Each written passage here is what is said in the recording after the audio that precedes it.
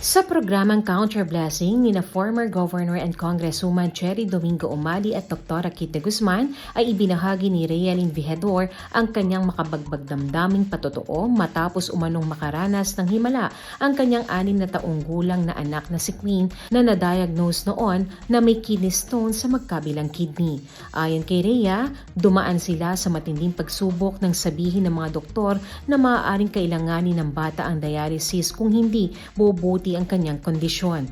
Sa kabila ng takot at pag-aalala, hindi umano siya tumigil sa panalangin at pagtitiwala sa Diyos habang patuloy nilang dinadala sa pagpapagamot ang kanyang anak. Ngunit sa kanilang follow-up check-up noong January, nagulat umano ang mga doktor na sumuri kay Queen nang bigla ay wala nang makitang kidney stone sa kanyang mga kidney. Ayun nga po, January 22 yun na po ang last na check-up niya dun sa kidney center. Kung pagpunta po namin doon, ang kanya po namin sana is malalaman namin kung idadialysis na siya o ano po.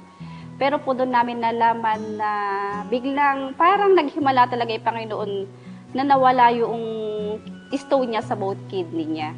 4 na doktor yung tumingin sa kanya. Para kay Rhea, ang pangyayaring ito ay malinaw na sagot sa kanilang mga panalangin at patunay na kabutihan ng Diyos sa kanilang pamilya.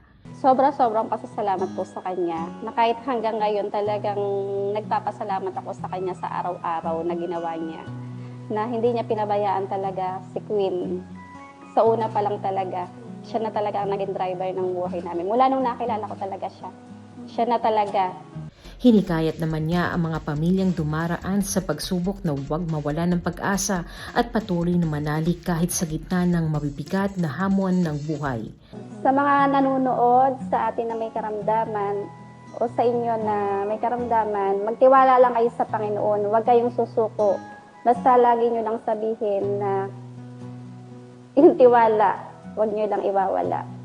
Kasama si Elsa Navallo, Shane Tolentino para sa Balitang Unang Sigaw.